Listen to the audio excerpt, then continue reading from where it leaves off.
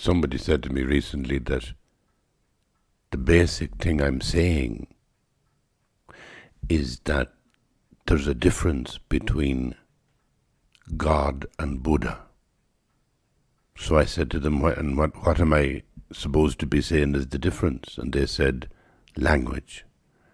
And I said, do you know something? You're a smart woman. Because I'd say that's a very fair description of what I'm doing in the podcast. From an ideas point of view, it's the big idea I come back to. And the way I look at this difference between Buddha and God is to say, look at some Buddhist meditation, look at some Buddhist practice, then look at some Christian practice, and you see that one is equivalent to the other. There's only one place where I think they're different, and that is where in Christianity there's a sense of waiting for the threshold experience, where you cross over from being the one who generates your own mindfulness and the recognition that the mindfulness that is within you is generated from elsewhere. And that's to me the difference. And yeah, that's what I try to do in the podcast. But I think I also am trying to share my story. And I think that's more important than anything. Like, it's not that I'm sort of sharing the idea about God, the idea about Buddha. I'm sharing that this is my story to be interested in it. And you see, I think that that's a really crucial difference in the way that you can live. If you live with the truth, it means that you sometimes will push that truth on other people. And you'll also be kind of disturbed when other people try to push their truth on you. So what's wonderful about it's like looking at process rather than content. That's a distinction they used to make, I remember, when you'd be doing psychotherapy or counseling classes years ago in the 70s and 80s. They'd say, look at the process rather than the content, right? And that was a way of not listening to the content of what somebody was saying in an argument, but listening to the process of what they were saying. You know, like, were they saying things that were attempts at reconciliation? Were they saying things that were getting more and more violent, let's say, rather than the content? And I suppose I found that an amazing idea. The idea that rather than being here in this room alone with God, you know, like being possessed by God and saying me prayers, or alternatively, rather than feeling abandoned in the room and finding that I can't pray and feeling lonely, rather than being within the experience, I began to try and look at the experience. So instead of, you know, being a person who is here gazing at a beautiful icon of the Virgin Mary, where I'm simply just a totality of absorption with this icon, instead of being engaged like that, I become aware. I'm looking at myself looking at the icon. That's the story. That's the real story. I'm looking at myself looking at the icon. I'm looking at myself kneeling in a church. I'm looking at myself alone in a room with no icon. There's two places to be here, and both are the one room. You live in a room where there is an icon. In other words, where there is some kind of way that the metaphysical world, the other world, the depth of invisible energy is penetrating you. So some sense that you are in relationship with a mythic or a mentor deity is one way.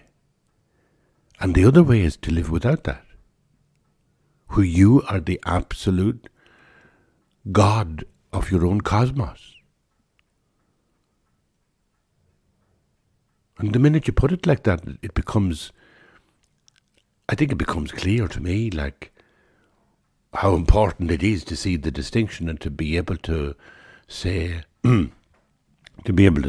I am aware of myself engaged with God. I am aware of myself engaged with some mentor deity. I am being carried in this moment. And it may be a myth, it may be a kind of a mythic language that I use to experience being carried. But the twist is, if I create a mythic language so that I can experience the feeling of being carried, how am I to know or not know that the mythic language may be true? And it may be true in a way that's deeper than a realistic truth. And so I do that. So I walk. You never walk alone. I walk with God, the saint might say, or constantly conscious of a presence, God's presence, or Buddha enlightened presence, that sense of the part of your mind which is completely awake and control of every moment. So you have moments of unconsciousness, you have moments of automatic negative attachment where you just snap negatively at something. You get angry with the television because you can't get the remote to work or something. You're a human being. And yet there's every second there's a part of you which is conscious of yourself. You're aware of the process. You're not lost in the content. Now that's what makes a storyteller. A storyteller is a kind of, it's a kind of awareness, it's a kind of an extra self-awareness. Not just, let's say, I am aware of the television not working. I am aware of, and I'm angry with the television for not working. That's an engagement which is like at an intense level, but the bit of my mind that is aware that I'm angry with the television, there's your Buddha piece. Sense of presence. And the difference between, where God or Buddha is just language. No matter what way you go into the word God, and I'm saying that word now, I can't say that word without having an experience of God. Like, that's what's remarkable, isn't it? I'm sitting here, I'm on my own, it's a Friday afternoon, 1st of April, a beautiful, beautiful evening, very, very cold weather, last night and yesterday, but absolutely gorgeous. In Ireland, blue skies. That's always beautiful in Ireland. And so, I'm here, and now I'm alone in the room, and I'm doing my podcast. And it's like I'm talking about God, because I want to talk. Today, I'm thinking of this distinction between God and Buddha. It came up because a woman said it to me on the street in Killarney last weekend. I was down in Killarney for a wonderful festival called the Wild Festival in Killarney. And I was in a church called the Church of the Slows. It's the Church of Ireland, and I was there as part of the festival, and I was doing a talk, I was reading from my books, And I was reflecting on stuff like this, and I suppose that distinction that I'm passionate about, that if you think Buddhism and Christianity, you find that Buddhism gives you a lens through which to understand your Christian practice, and Christianity gives you a lens to understand your Buddhist practice. And there's something about seeing religious faith through a lens of another religion. It deepens both of them. And I was saying, because there are some people would, to say, don't put the head of a yak on a donkey. Don't be changing your religion. And I said to people, no, I don't change my religion. I'm a Christian, and that's what I am, from birth until death in this lifetime. However, being fortunate enough to have discovered a Tibetan Lama and have been fortunate enough to have, books and teachings available to me, and also being fortunate enough that I live in a land where there's no wars, and where I'm not struggling to, get food. So I've had this leisure time. My whole life has been leisure. That's a hugely fortunate thing to be able to say. And that's one of the things that they say in Buddhism, that, to be grateful, just that you're not living in a land where you're afraid of wild animals trying to eat you. Many people do, and many people have over history, and so many people in the world have to struggle, like most of the hours of their waking life, to earn a living. Like to earn just the food for that day, and then wonder tomorrow how they will get food for tomorrow. And I live in a land where I feel that I'm blessed with this leisure, with this. It's if you look at the history of the world, and you look at the majority of people struggling to be human, and that they are the same as me and you, they have the same hopes and desires, fears and worries, and yet they are struggling with unspeakably awful poverty and injustice. And that's not even mentioning war. And here I am. And when I think like that, I don't make myself feel guilty about it. I make myself maybe be motivated so that I will contribute maybe another 20 euros to a charity. But the sense of being fortunate, rather than make me feel guilty, it makes me feel grateful. And in this I see that I'm living in this fortunate time, and this fortunate life has allowed me to study Buddhist practice.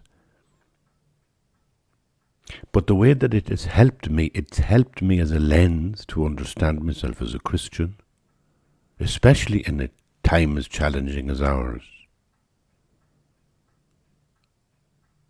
And somebody was asking me about this in Kerry when I was giving a talk.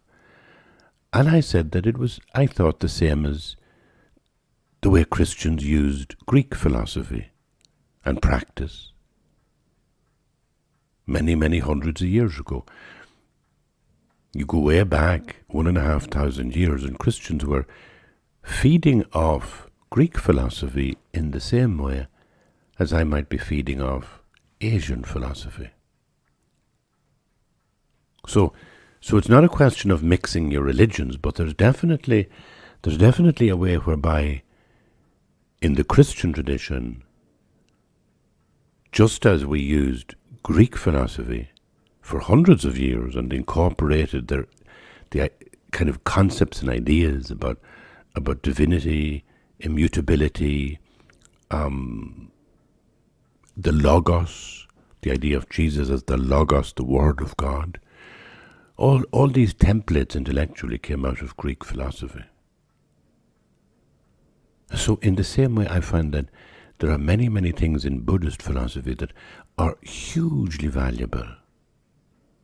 And there are many practices that are hugely valuable.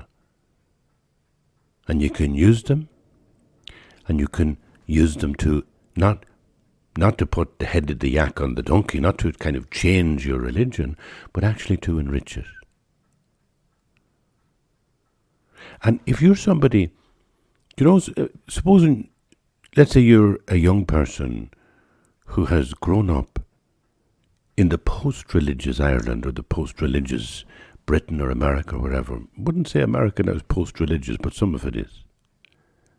Anyway, wherever you are, supposing you have grown with a sense that religion was over and you didn't have any in your family and you didn't have any much in your education, and you feel therefore that you're living in this post-religious culture.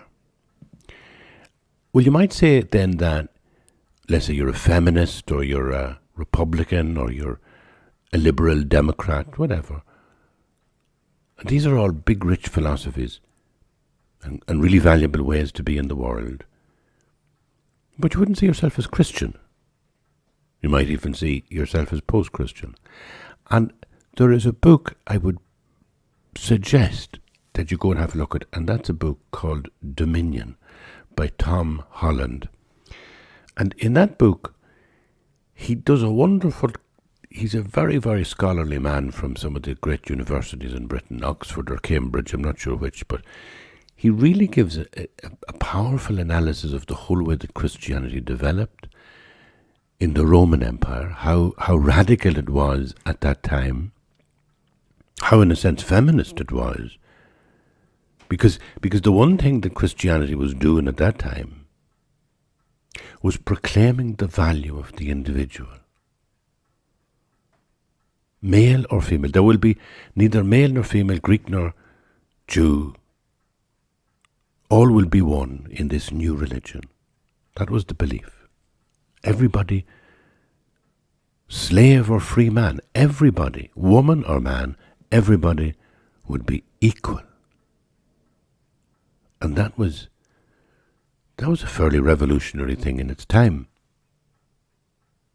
And this was being proclaimed because the idea that somebody who was crucified,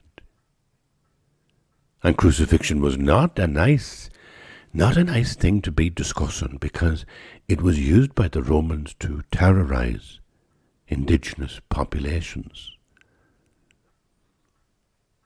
And the most disgustingly perverted ways of torturing people in their crucifixion were used by the Romans. And they would crucify many, many, many people so that you might have, there'd be crucifixes there like windmills sitting on a hill outside some village. And that would fairly terrorize the population to obey their Roman overlords. So do something like, you wouldn't be starting a religion based on somebody who was crucified. And the people who were crucified were seen as contemptuous, seen as people who had broken laws, people who were bad in themselves. So to hold up somebody who had been crucified and say, we're going to start a religion around this guy, well, the PR people, if there was PR management at the time, they would have said, that's not a good idea, it's not going to work. But it did work, and it worked maybe because at the heart of it was that idea of individuality. And that was reinforced by this sense of the crucifixion of a human being who's like the lowest form on the earth, and that this person was, in some way, that his life was so completely the revelation of the Godhead in the cosmos, the complete revelation of what the entire meaning of the whole cosmos was, that you could call him the Logos, the Word of God, the complete, full, absolute Word of God. This is the Word of God. And that idea, and it has a Greek shape to it, the logos, the word, the spoken word in this person. That radical idea, and the way that it brought a sense of individuality into human consciousness and human dignity as an idea into the world, that to a huge extent was the reason, I think, for its success. And I think that's what the book Dominion by Tom Holland is saying. But where he really gets interesting, and this is my point, when he comes to the 20th century, from the Enlightenment onwards for 300 years up to the 20th century, he tries to suggest, and I think he does it successfully, that the Reformation and then all the intellectual enlightenment, rationalism, reason, all that stuff that brought us into the 20th century in Europe, all that were iterations of Christianity. The iteration was the negation of what went before, like in the Reformation, the negation of the Roman tradition became a new iteration. And to some extent the Enlightenment was a negation of the Reformation tradition, and yet it too, he would suggest, was a new iteration. And that goes down the line into the 20th century, so that you begin to think of people like Samuel Beckett, great poet of existential anxiety and uncertainty. You begin to see him as actually a great saint. It's a constantly refining sense of Christianity. I like this idea because I'll tell you why. It's very attractive to me when I think about the Ukraine war, the invasion of Russia, and the way that all that's happening and how Putin seems to be... Sorry, I have to recheck my screen here. But the way that Putin is behaving, his troops, the way they're behaving, and you think, how am I going to deal with this? What do I tell myself about this war? And one of the things that really troubles me is the way that Putin, I suppose, weaponized religion in Russia. Do you know the way there's a sense of conservative Christianity? We identify Christianity with moral issues. We identify Christianity with sexual moral issues. And it's really almost tiresome, It's so predictable when you meet Christians and they're, anti this, anti that. They're against everything that seems to be on the liberal side. And I do often think, and I do often wonder, is that the right division? That if you were a Christian, you would be, let's say, against abortion. If I was a Christian, I would be against abortion. If I was for women's right to choose, I must be not a Christian.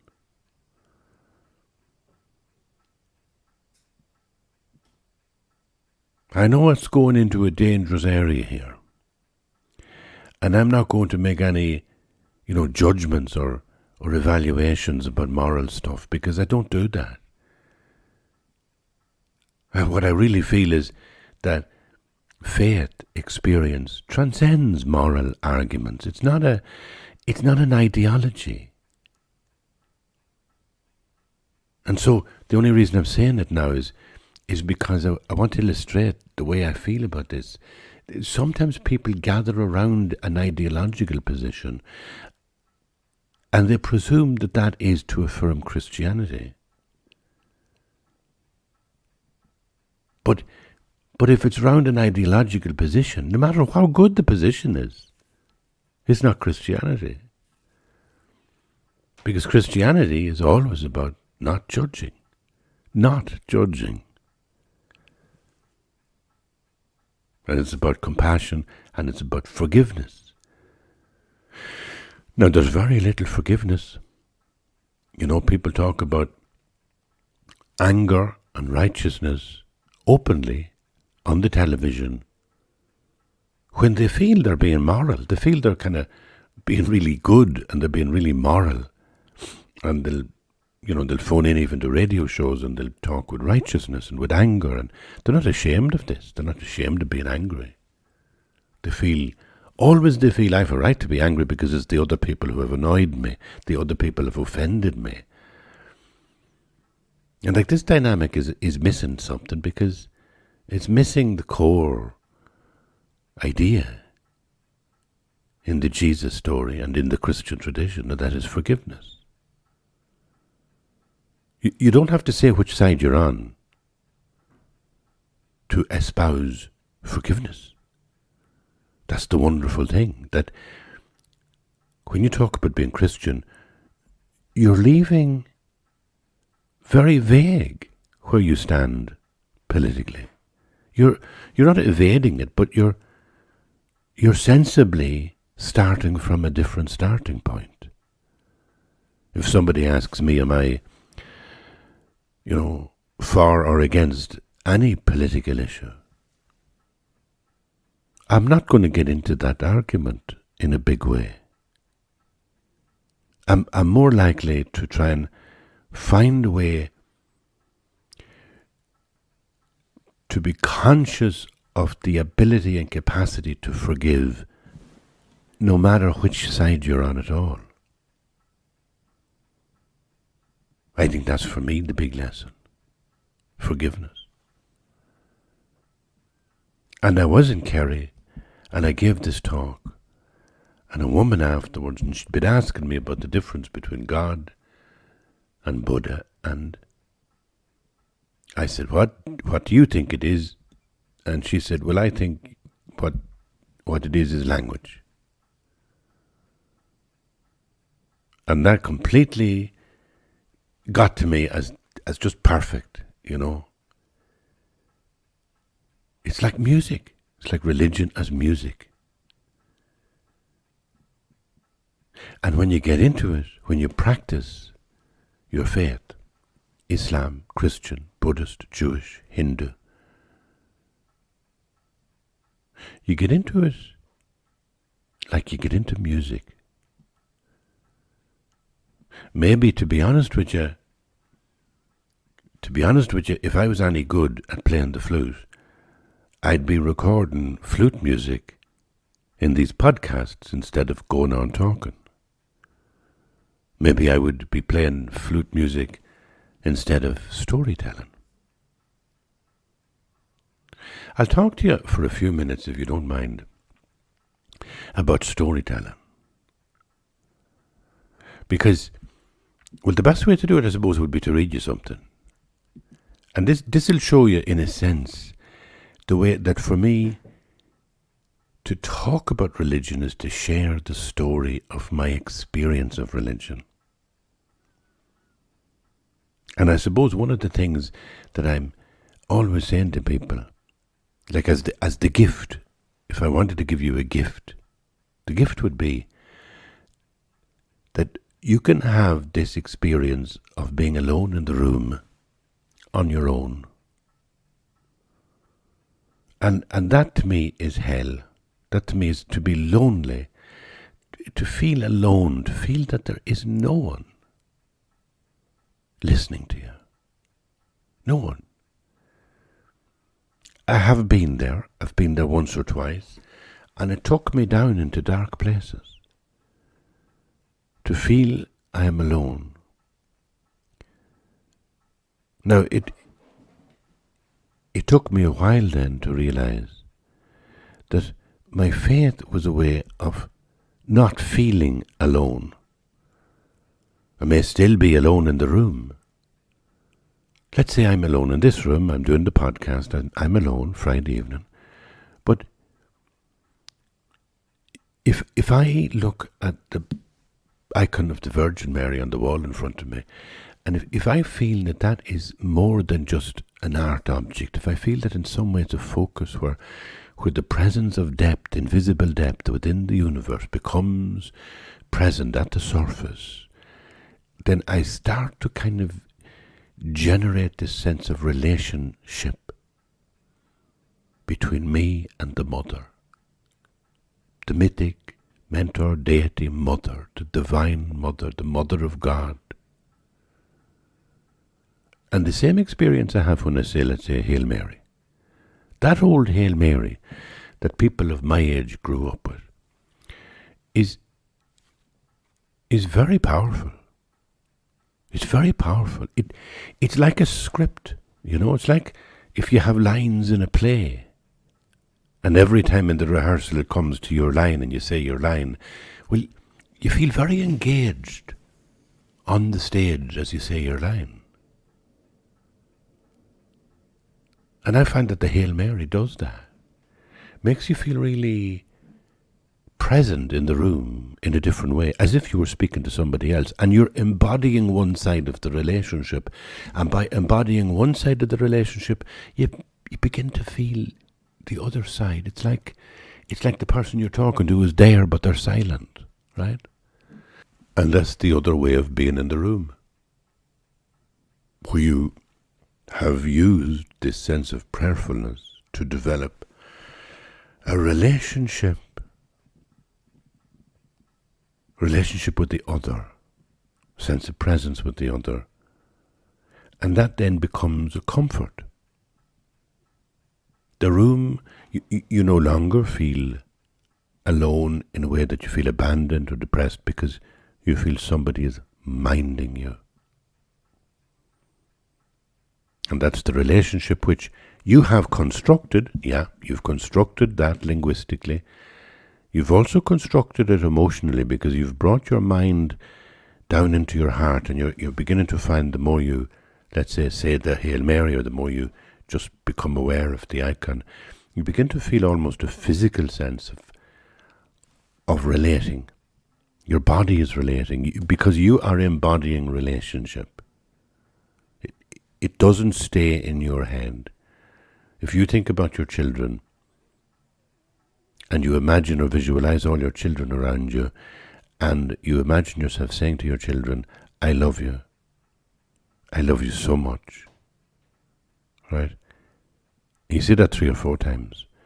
You realize it has an effect on your body. And of course, your children can be used in the same way when you're alone. You can be alone in a room and feel nobody loves you. And you can forget that there are people who love you. They may be far away, and they may be young and getting on with their lives, and they may not have phoned for weeks. But you can still use your children, if you like, in the same way as a mentor deity. You can use them to visualize their presence and to experience a sense of relationship with them. You can do this as a child to a parent. And no matter how old you are or how young you are a child of somebody. And let's say even that person has passed away, like my own dear mother, I would very often find myself speaking to her and saying how much I love her. I'm constructing that in language, but as I embody the words, it becomes real to me. The sense of relationship with her seems to be almost eternal. It seems to be like whatever was there when I was 4 and she was my mammy. It's like it's still there. So that practice of speaking to her in that way is very healing. The mentor deity, whether it be Jesus or the Mother of God, whoever, is like the same sort of powerful dynamic begins to happen. You're in a room alone, yes. But when you do this kind of exercise, you have gone into the room in your own heart, and there you're meeting your Father. Jesus said Father because that would have been the most obvious sort of template of the mentor deity in his time. That has been refined and broken down into Father, Mother, Mother of God, Mary Magdalene, all the saints, all the angels. So there's a kind of a whole symphony of of beings present to us, to whom we can turn in this linguistic construction of relationship and say, I know you love me. Just as we can also turn to an entire array of people around us, from brothers and sisters and children and parents to the strangers to the neighbours. We can do visualizations that reach out right through the townland and right through the village and right through the street. We can bring in people in Ukraine and people in Russia. We can bring in famous politicians, and we can bring in people that we can't stand, people that we just absolutely detest. We can bring them in, visualize them, and we can say, I love you. We can say, I forgive you. If there's something you need to forgive somebody for, you can do all this dynamic. It's dynamic of, it just softens the heart, you know. Forgiveness softens the heart. It's like rain on dried soil. Like a dry, weary land, my soul is longing for the Lord. Like a dry, weary land longs for rain. That's the way it be. And I think the essence of what I've been talking about today is this whole sense of engaging with that game, engaging with that process of prayer. I call it a process, I call it a game. I call it an art form. It's like music. Don't be afraid of it.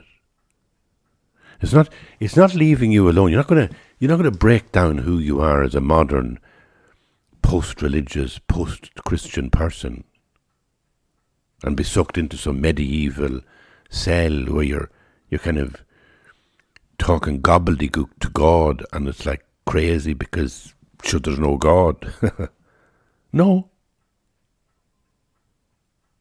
There is no God. You can say there is a God, and that's true. You can say there is only Buddha, enlightened mind, and that is also true. And you can say there's no God, and that's true. Everything is true.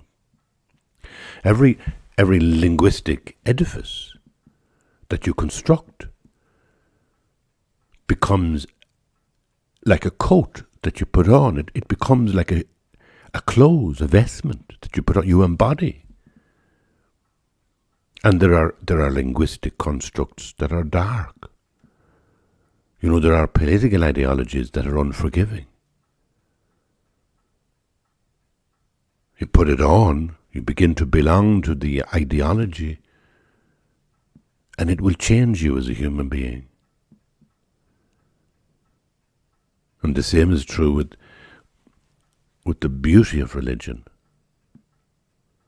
And the same is true if you weaponize religion and simply use religion as morality. You use religion as like some sort of stick to beat people with that you think are immoral. That differ from, let's say, what you think about sexual politics or gender politics or socialist politics, whatever you want. That's a terrible straitjacket. I think that's what, I'd call blasphemy, is to use God in narrow moral ways, because from anything that you read about, from all the great mystics, whether from the Christian or Buddhist or Islamic tradition, any Jewish, any of them will be saying the same things that prophets in the Old Testament, and everything is about caring for, reaching out to, forgiving, all that stuff of being human, having a tender heart. It's never about judging anybody. And so what I'm saying is, embody this, practice this, and do it physically too. That's where the holy wells come in. I'm looking forward Because spring is coming. This is the 1st of April, and there's I see what it is. I think it's a big old bumblebee. He must have been asleep for the winter, and you'll hear him probably bouncing around off the skylight here in the shed. And I will let him out as soon as I'm finished up with the podcast. But the spring is coming and the summer is coming. I'm so looking forward to doing the holy wells, going around holy wells, and the physicality of walking over the little laneways to some well and dipping my finger in and scouting the water on my head and my face and my shoulders. This is a physical gesture. This is embodying things not just linguistically but physically. And I don't do any of this on a regular basis, but when I do, I find it transforms me. And so I'll finish, having celebrated this 1st of April, with the idea that I will begin again to embody my relationship with the mentor deity, to embody my relationship with God, with the Mother of God, or with the Buddha. The Buddha externalizes everything. In Tibet, they have so many beautiful, wonderful Buddhas.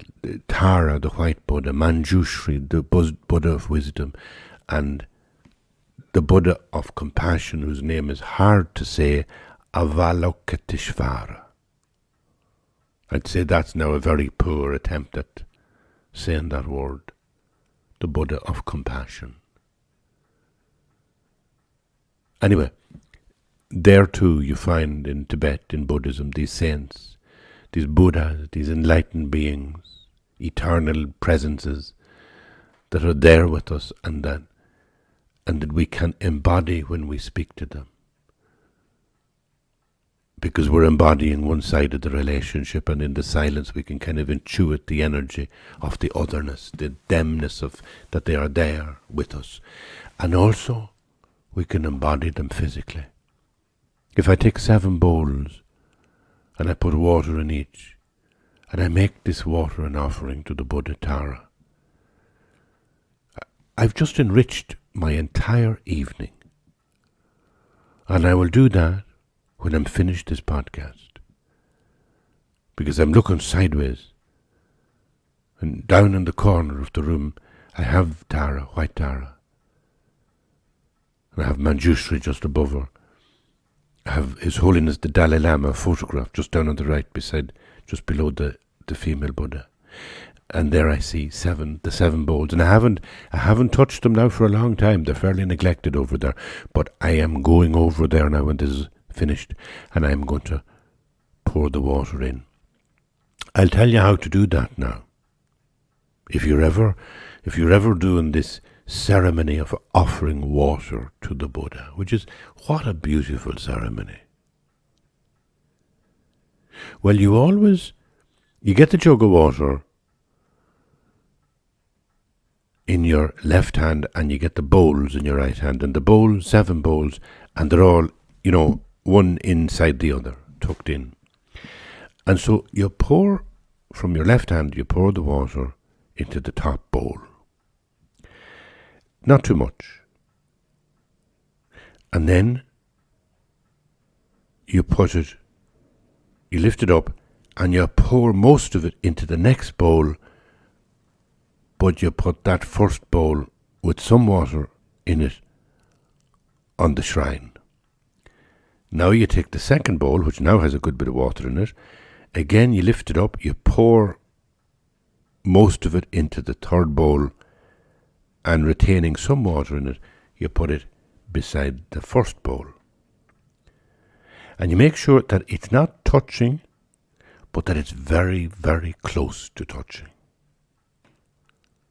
And on you go until you have the 7 bowls done. And by doing it that way, you haven't put a bowl on the shrine which is empty. There has always been water in each bowl as you put it on the shrine. And now you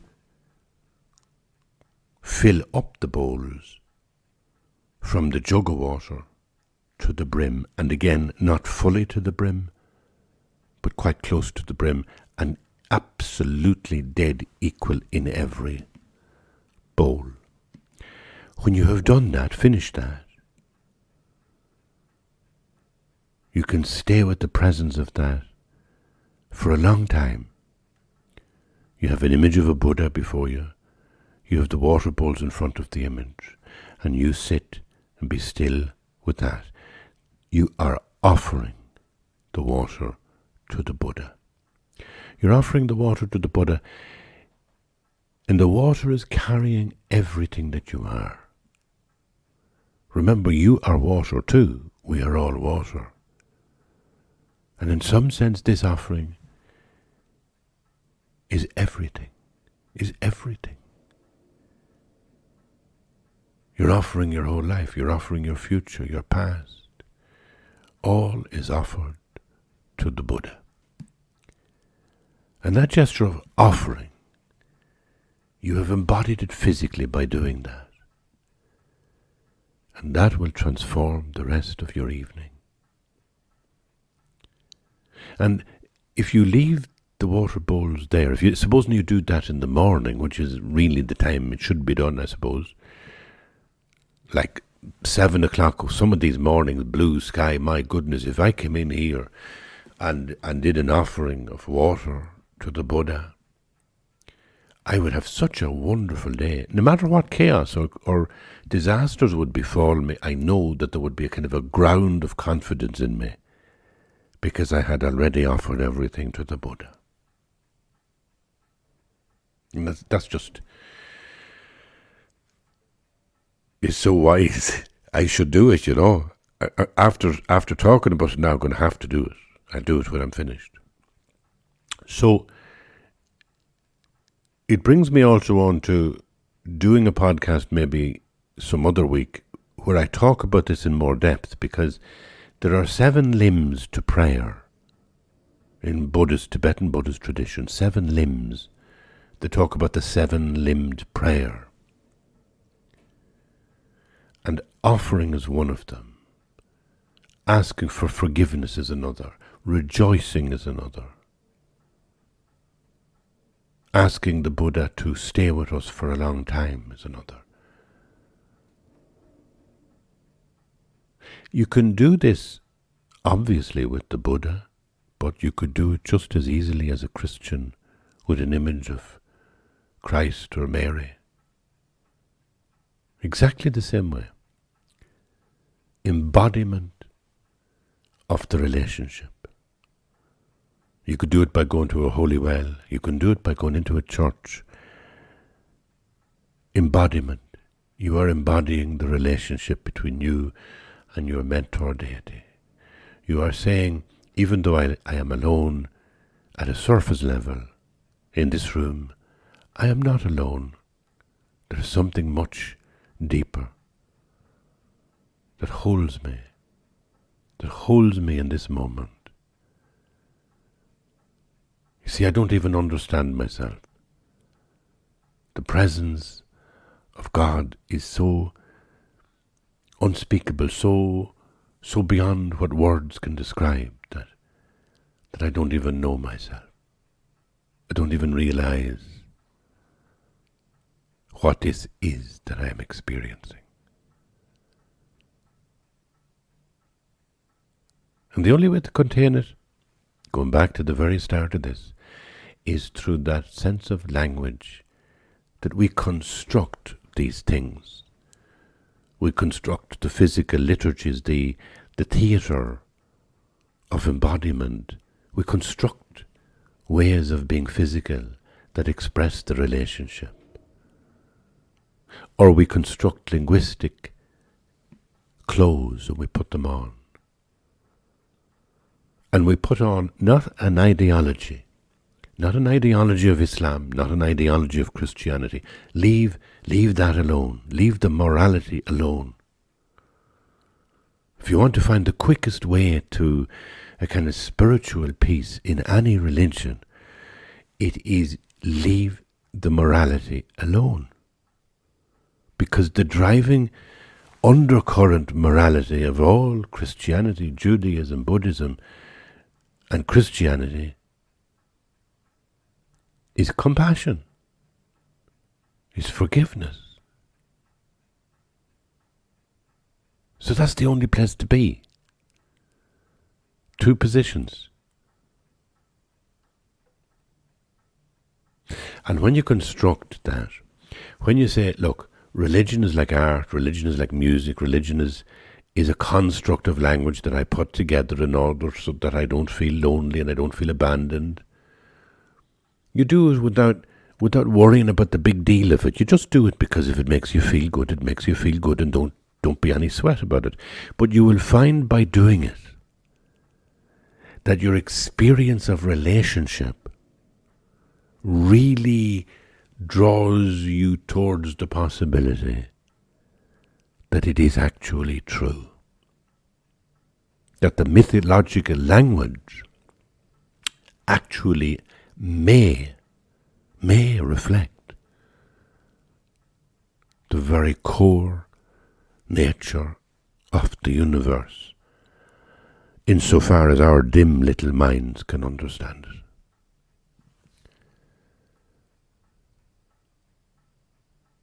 That to me is being a storyteller. And I will finish by reading a little bit of a thing I wrote. A wandering column that I wrote. Do you know, this is like nearly 10 years ago I wrote this. And I had been in Warsaw. I love going to Warsaw. I used to love going to Warsaw. I haven't been for a while now. But I'll read you this from about 2013. I've been in Warsaw for a week now, and I'm having a great time. I walk everywhere. I get up in the morning and have an orange and a cup of Lipton's lemon tea. And off I go, through the maze of apartment blocks, down the big avenues where they're digging up the street to put down new metro lines, around by the skyscrapers. Into the shopping mall, beside the train station, where there was a fire emergency yesterday and everyone had to evacuate the building in a matter of minutes. I was in Marks and Spencer's, handling a pair of socks, and I saw the staff running, so I dropped the socks and flew out the door. When I get tired, I go into a church. There are plenty of churches here, fronted by mighty bronze sculptures of Christ, or of John Paul II or some other great hero. Usually there's a respectable scattering of devout Catholics on their knees in the quiet interiors, with heads bowed before the high altar, or at some small side altar dedicated to the Virgin. I usually sit for about half an hour at a time, thinking about God and Mary, and what I'll write in my next column. Although I'm not sure if I'm praying or just sitting, in the Buddhist sense, or maybe I'm just daydreaming, but it does calm me down. When I come out into the sunlight, my anxieties have dissolved, and I'm able to enjoy a tomato soup for lunch, and walk through the parks and down towards Constitution Square, where Hai Palai probably enjoyed watching parades on the 1st of May in the old days. In the evening I stretch on the sofa bed in a small apartment belonging to Clara. Clara is a student of economics, and she moved out when I moved in. I don't know where she went, but she hangs out with a long-haired boy. They both arrived at my door on the second day of my stay with an extra blanket because I texted her to say that I was cold with just one duvet. There is a transistor radio on the shelf, but I don't use it because there are 2 condoms sitting beside it, and I don't think she left them for me. She probably forgot them, and if I thought about them, I might draw me into prurient speculation regarding the nature of her relationship with the boy. So I just pretend they're not there and I ignore the radio altogether. In the evenings I polish me boots. It's a ritual I have always enjoyed when I'm alone for long periods of time, an expression of hope in the morrow. In Ireland I wasn't doing much walking for a few years. Living in Mullingar with a jeep under me backside didn't help. And when I went back to Origna, the Miner's Way, I found the hills very steep, and I got lazy, and I stopped walking. Of course, the windmills along the Miner's Way, they slice through the silence of nature just like mechanical saws. They are like dragons that suck all emotion out of the landscape and wither the imagination and tower over little birds and hares like the infrastructure of some triumphant secular cathedral. At least that's what I felt at the time. I was very, very negative in those days to the windmills. And like being negative to anything, I began to find that my attitude to them changed if I made the change in my heart on the inside. It's a great Buddhist idea that hostile emotion and positive emotion, they're both interchangeable. In other words, you can hear somebody say, I hate mustard, as if there was a way you could actually hate mustard. You can't hate mustard. Mustard is mustard. But we get these attachments like, I hate mustard. You also might hear somebody say, I love mustard. That's an attachment too. The Buddhist position is to be detached and to understand that it's arbitrary. You could dislike or you could like mustard. The real trick is when you apply this to human beings. And when you gather round you, in those moments when you're at prayer, whether it's offering bowls that you're offering to White Tara, female Buddha, or to the Mother of God, no matter what, but when you're doing your offering, that you have around you as well, visualize it around you, your enemies and your friends, and that you know you can interchange them. You could have friends that were once enemies, and you could have enemies that may in a future lifetime become friends. So you can interchange them now and send from your heart white light, love, to every single one of them, stranger, friend and enemy, and they can be with you in the room as well. So that just as your mentor deity reaches out to you with a kind of love that holds you, so too you're kind of reflecting that, and you're kind of letting it bounce out through your heart back into the world to other people. And for me, the windmill was a great lesson, because I did hate the windmills, and then I stopped myself one day after I'd been over in Jampaling listening to the great Lama, the great teacher over there, Rinpoche, and then I walked back up through the windmills and I thought, okay, I don't hate them anymore. They're just windmills.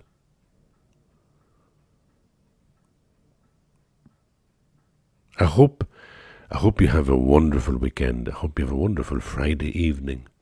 If you're listening to this on the 1st of April 2022, and if you're listening to it at some future date, always remember that as far as I'm concerned, when I'm here, when I'm present here, in this room, alone, in my shed studio, with me icons and me images of Buddha, when I'm here, you are in this moment here with me. Time collapses, space collapses, and you, I really mean you, are present here. And I hope that when you hear me, that my voice in your room brings me into your presence so that I'm present with you. If there's one thing I continue to share in this podcast,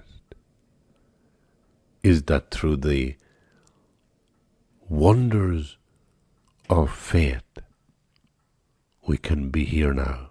We can be present with each other. We can be in the moment that is now. And I thank you for being here. Bye-bye.